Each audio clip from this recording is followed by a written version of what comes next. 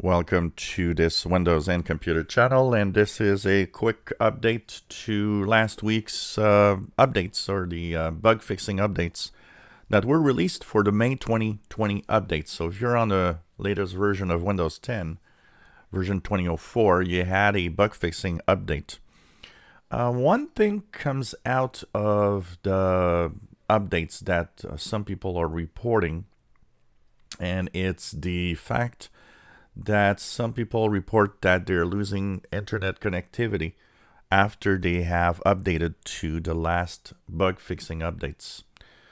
Now, when you look at the Microsoft page and documentation on known issues, it's still not written and there's nothing that they talk about, but there's just enough people complaining to notice that it seems that it brings that problem to some users. Now, it's still a small amount of people because of the when I look at the blog posts of people upgrading, most people that updated have no problems. So it could be very specific to one internet adapter or one Wi-Fi adapter that might, for some reason, go not work well after that update.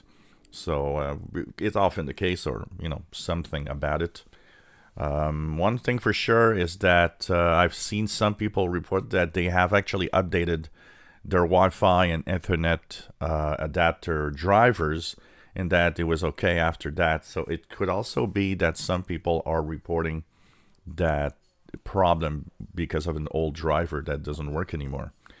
But for the rest, if you've updated to the latest versions, it actually seemed to be going very well for bug fixes. Once again, it's bug fixing update that was released last week, so you don't really have to absolutely get it. Bug fixes are optional updates.